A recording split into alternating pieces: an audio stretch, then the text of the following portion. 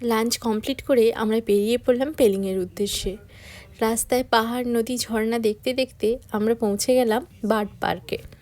এই বার্ড পার্কের এন্ট্রি ফিটা একটু বেশি ছিল, 100 টাকা করে পার হেড।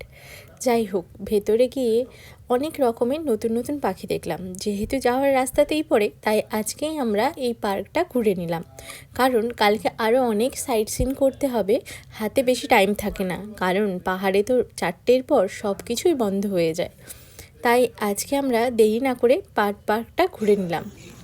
এখানে খুব পাশ থেকে অনেক রকমের নতুন নতুন পাখি দেখলাম।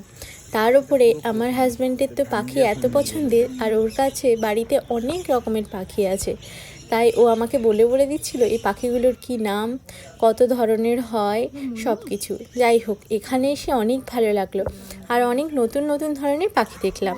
চলো তোমাদেরকেও দেখাই। যেহেতু আমরা একজন ড্রাইভার দাদাকেই বুক করেছিলাম, সে কারণে আমাদের সুবিধা হয়েছিল। পেলিংয়ের রাস্তাতেই যত সাইট সিন ছিল সবগুলোই দেখে দেখে আমরা চলে এলাম। যাই হোক, আজ আর কোথাও ঘুরবো না, কারণ অনেকটা লেট হয়ে গেছে, আর সারা রাত ধরে ট্রেন জার্নিতে অনেক টায়ার্ড। তাই আজকে আমরা এখন পৌঁছে গেলাম হোটেলে চেক ইন করে একটু রেস্ট নিয়ে নেব। যেহেতু আমাদের হোটেলটা একেবারে পুলিশ স্টেশনের অপোজিটে ছিল, সে কারণে সিকিউরিটির তো কোনো ভয়ই ছিল না। আজকের ভিডিওটা এখানেই শেষ করলাম, দেখা হচ্ছে আবার নতুন কোনো ভিডিওতে।